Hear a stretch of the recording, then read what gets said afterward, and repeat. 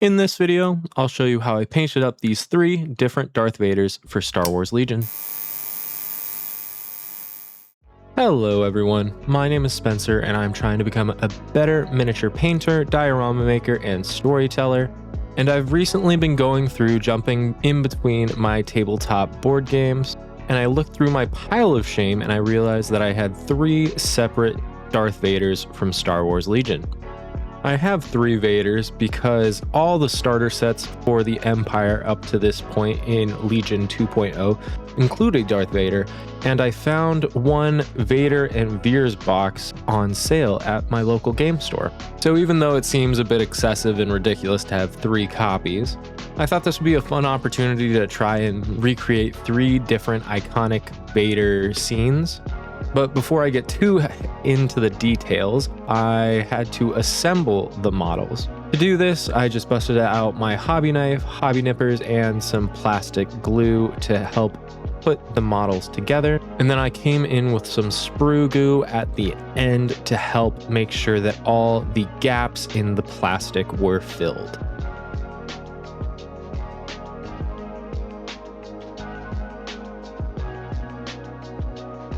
Here are the 2 completed types of models I have. I have 2 with his lightsaber by his side, and 1 with Vader's lightsaber raised at shoulder length. To have some nice variation between these models, I want 3 different bases. I want one to be a hallway, I want one to be on Hoth, and one to be on Endor. I decided to start with the hallway Vader, arguably I think the most iconic Vader moment from Rogue One. And for this, I used a square hole punch I got off of Amazon and 2 small, thin sheets of polystyrene. Effectively, the hole punch lets me get a really clean line that I can use for some base floor paneling, or, just vague Star Wars clean hallway. And then I just really carefully have to come in with the second piece and make sure that there's a bit of a gap in between them, just so there's a little rivet for washes to go into later. Next, I came in with my hobby knife and I carefully cut segments off of the larger squares so I could snap them off to reveal a bit more of the circular base.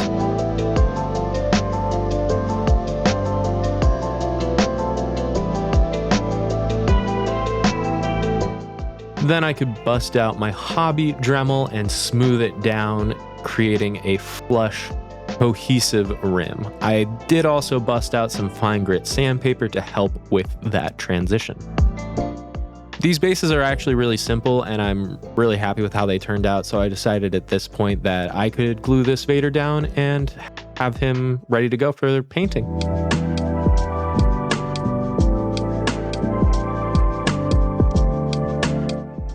For the Hoth base, it's going to be a little bit more complex. I started with a Pro Acryl Gray Earth fine texture paste, making sure to give it ample coverage over the entire base, just to hide all the plastic, and then I could come in, wipe off the excess, and then glue down a large piece of slate rock.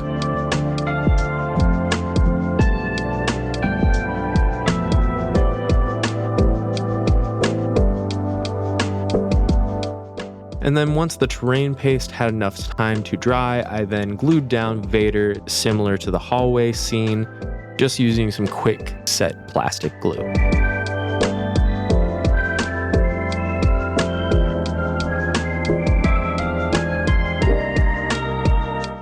The Endor base will be by far the most technically challenging out of the 3, but it is the same base that I used for my stormtroopers and the rest of my Imperial army so far. And to begin, I just glued down a piece of cork to Vader's base that he will eventually end up on.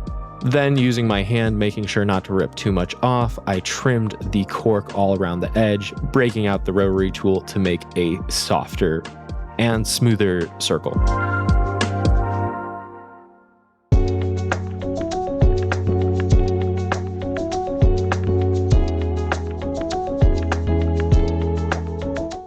I also made sure to come into the edges to give it a bit more natural of a edge just because this isn't supposed to be a fine piece of wood. It's supposed to represent a dirt mound he's standing on. Then for a little bit more variation in the ground, I put a little piece of cork on top of that. And then once the glue dried, I came in with my fingers again just to gingerly pull away at the top. This will all get covered in a texture paste. So I just wanted a little hill on it. And for that texture paste, I used Vallejo's European Mud on the entirety of it.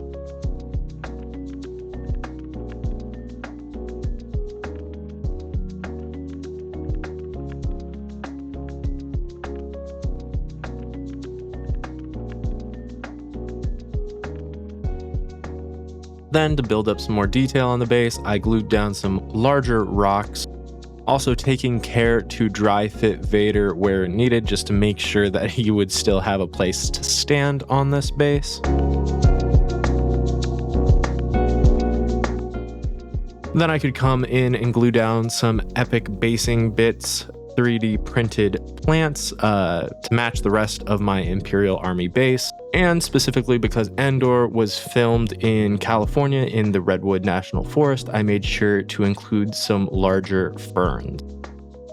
I did continue to double check the dry fitting of Vader, making sure that he had ample space on the base, but then I could come in with some watered down white glue for the final details, adding a bit of barbecue smoking chips to be miniature sticks, and then some more glue for some sand and flock.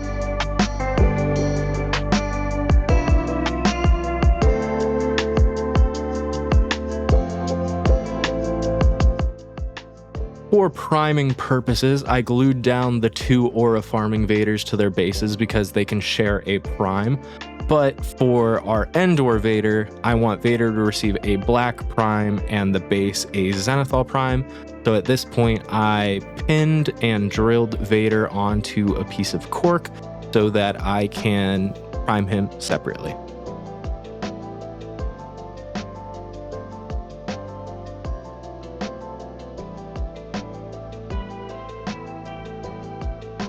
Then once all the assemblies are done, I can put down a piece of paper to prime using a Pro Acryl Black and a Vallejo White. And effectively, this part's very straightforward. All the Vaders got a 100% black, and then the forest base got steadily increasing values of a white Zenithal prime from above.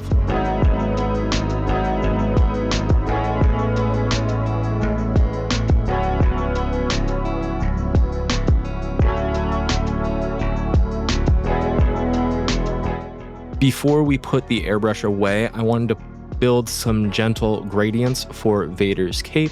To do this, I took a Pro Acryl Coal Black, Blue Black, and Dark Neutral Gray, and slowly built up the colors, just slightly increasing the values each time. And pretty much what I did, it was a Coal Black into Blue Black, and then just slightly adding gray as a highlight color, but ultimately it stayed in the dark Coal Black area.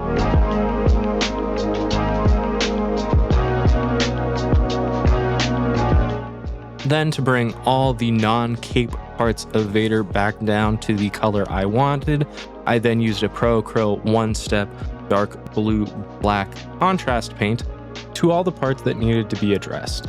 Also, by using this singular color to base the rest of his armor with, it would be easier for me to come in later steps to clean up any mistakes. Once everything had the time to dry, I took all the Vaders outside for a matte varnish just to protect the work that I've done so far. Now that we have these three different Vaders with the gray cloaks and the black gear, I need to practice highlighting black armor, which is something I've actually not had the opportunity to do before. And to do this, I follow Serasto's painting guide for Vader. For the first one, I followed it pretty rigorously, and then for the second two, I kind of started spitballing. But ultimately, the black armor is mixed up with coal black, dark blue, and then bold titanium white. And then if I go too far in any step, I can just bring out the one-step paint back to fix any errors. And to start up building the tones on both his shiny shins and the leather parts of his armor, I started by mixing the blue black and the charcoal black, adding more bold titanium white as I went along, just picking out the upraised edges that I wanted to stand out against the rest of the armor. Since his shins are a non-metallic metal, those highlights got pushed a lot further into the bold titanium white than the rest of his gear. And even when I went too far with the highlights, I could either contrast paint the lines or just cover the leg, just to have another go at highlighting the details of the model.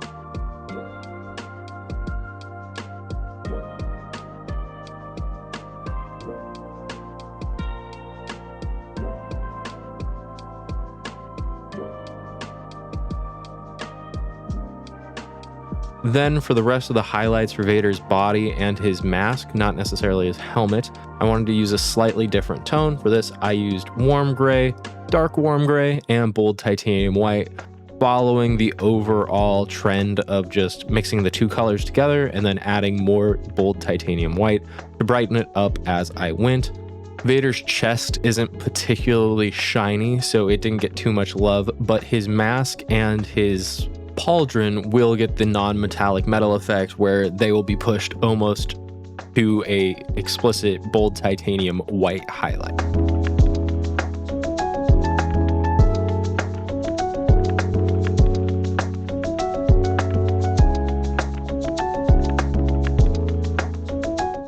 I realized a little late that it would be easier to paint Vader's eyes before his mask, so at this point, I came in with a Vallejo Gloss Black and Bloody Red mixture to create a deeply saturated red to paint over his eyes and get a nice glossy finish.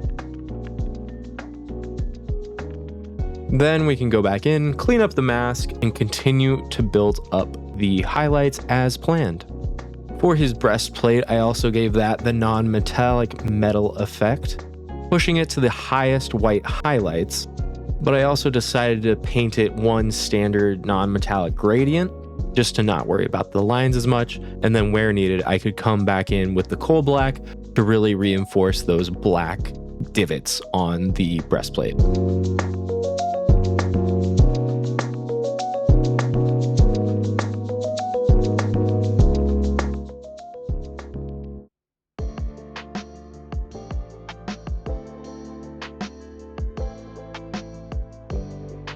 I also decided to keep the base colors for his lightsaber pretty simple with a Vallejo silver and a coal black for the hilt. These colors will get more details in a later step and won't actually be where the eye is drawn to on the model.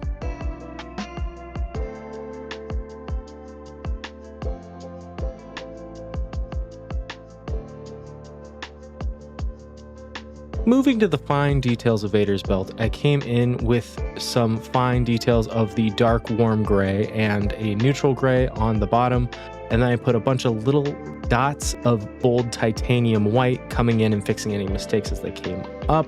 But by underpainting with white, we are able to make our next colors really pop a lot more than if it was black. Then to actually color the buttons, I used a fluorescent red, fluorescent green, and then built up some blues using Vallejo Game Color, Magic Blue, and Arcane Blue.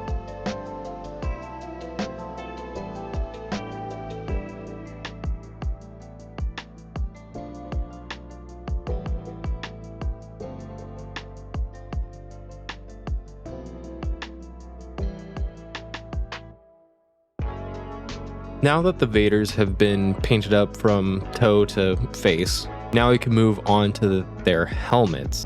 And this is where I put actually the majority of my work for this project.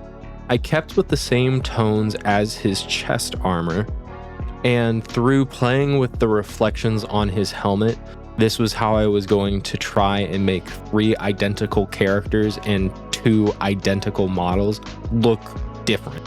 So for the first model, I just followed Sarastro's guide. He showed how to do a really good non-metallic shiny metal, and even including like planetary reflections in it. I didn't choose to do that for this project, but I knew each of my models were going to be in 3 different lighting scenarios. So for Hallway Vader, if you remember in Rogue One, when he ignites his lightsaber, he is like bathed in red light, which is incredibly cool and works really well in a movie theater. A pure black model on the tabletop looks pretty flat and boring. So for his reflection, I just tried to do a minimal starship interior highlighting where pretty much only a little bit of his helmet was going to get these highlights. And I was trying to copy like a fluorescent overhead kind of. And I came in with multiple thin layers of paint, both the light and the dark versions, even bringing in some of the contrast paint from before to help create nice, clean transitions wherever I needed them. And then I also tried being a little irregular in my placement along the highlights, just to give it a little bit more visual variety and make it look a little bit more interesting. For the helmet specifically, I didn't push any of the highlights all the way to bold titanium white, but I did mix in practically like a 5-to-1 ratio of bold titanium white and warm gray to try and achieve these effects. And then wherever I felt like I had put too much highlight, I could come back in with the charcoal black or one of the medium grays just to help emphasize where I wanted the ultimate highlights to be. My Hoth Vader was the one that I followed the Sarastro's template and didn't try to be too creative with it. And I really tried to make clean, nice transitions with it. For the hallway, I also tried to do the nice transitions, but I put the highlights in different areas. But then shockingly, as I hit a point of doing this the third time on the third same model, for my Endor Vader, I actually just started painting and I didn't really care what I was putting down. So this one was a little bit more rough and aggressive, and I didn't really care about the smooth transitions very much, and I actually really liked how that turned out and even looks a little different from the other ones as well.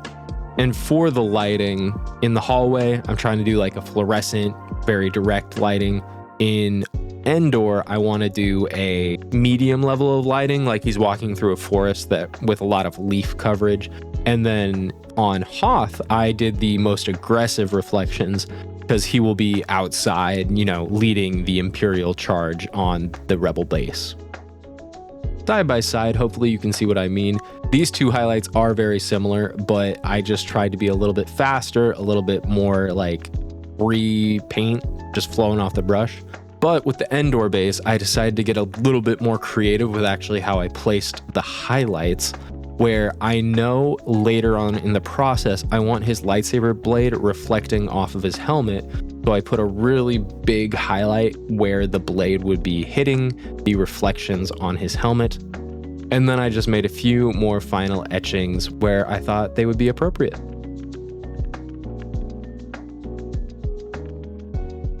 To paint up the red sabers, I then took a transparent red and put it over the white. This has been something I've been working on for a while and I haven't fully gotten it down yet, but effectively I'll just take more and more amounts of white and the red, mixing it together to create a transparent, glowing object as best as I can.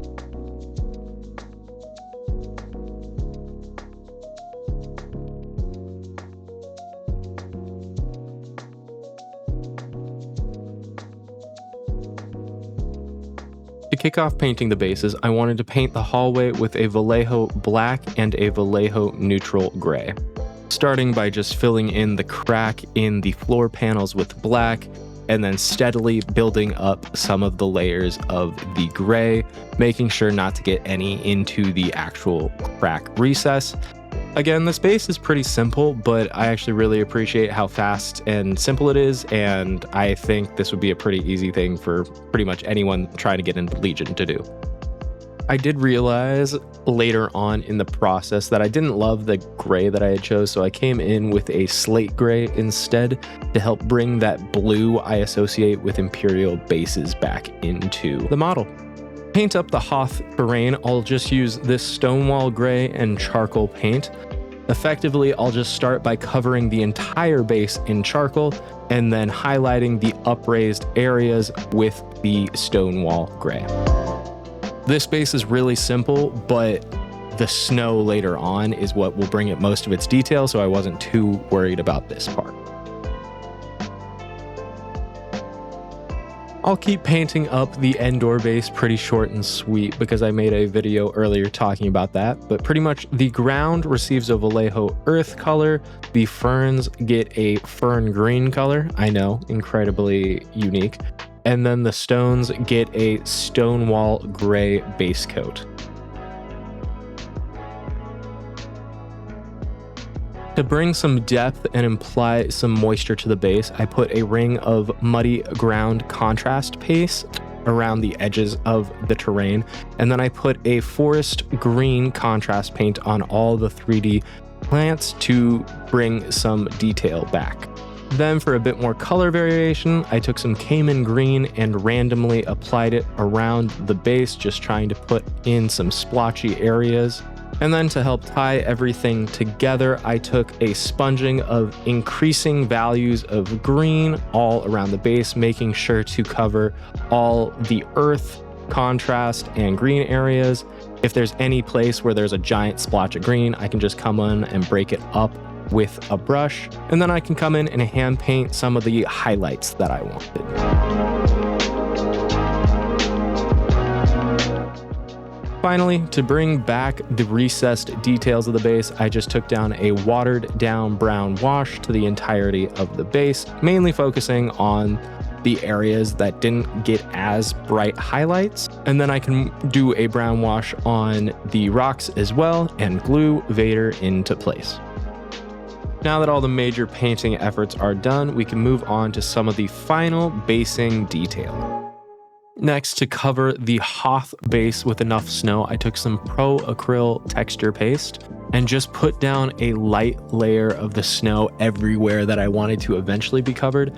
I didn't worry about its coverage at this point, as I'll be adding more texture onto it later.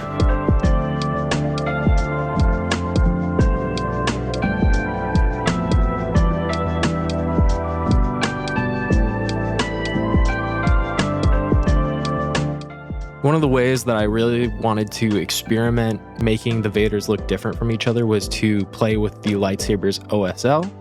Specifically, since the hallway Vader in Rogue One has almost only red light bouncing off of him, I could do a light OSL on Endor, heavy on the hallway, and then none on Hoth. To do this, I just used some red and white ink through the airbrush. Pretty much it just revolved around putting down a layer of white ink around a lot of the model. Again, the hallway got a very heavy saturation because I wanted him to be appearing out of the darkness. Granted, there's some reflections on his head that I chose to keep, even though it might not be completely correct with the scene, but I felt like it made him look like a lot more interesting of a tabletop model. But once the white was down and dry, I could then come in with the red from all the angles required, and then I could just continue building up from there. For the Endor base, I only did one light layer of red for that. So this one was actually a lot easier. I just made sure to put my thumb down before spraying down so I didn't get too much on his cape. But that's where the layering we did before really comes in handy to help show the shine off of his helmet.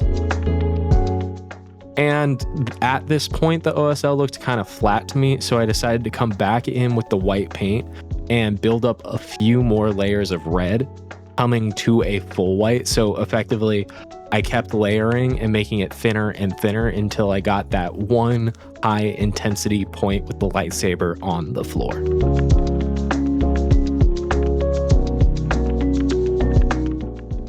Once the OSL had been applied, I came back in with my brush and the transparent red and white and blended it back together to get those normal lightsaber transitions. With all of the painting completed, we can then move on to some of the final details. Our hallway guy is done, so we can jump on Hoth first.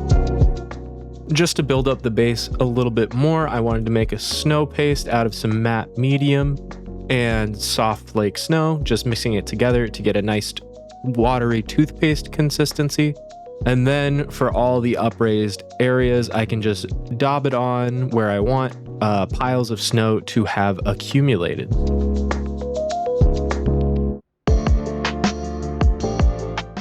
Then moving to the Endor base, I want to apply some basing pigments, a mix of brown earth and dry earth pigments from Gamer's Grass to the terrain, specifically putting the brown earth on the sides and making sure that the dry earth pigment is just focused on the upmost raised edges of the base.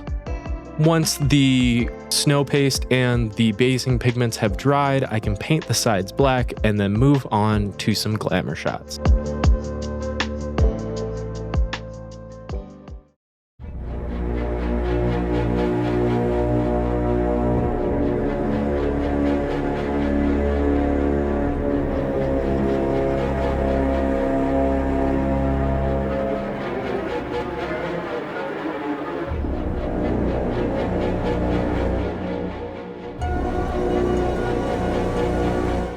I'd like to take this moment to say thank you to each of you who stayed through to the end of this video. I really appreciate it. I like sharing my projects with you all, and I was really happy with how a lot of these guys turned out.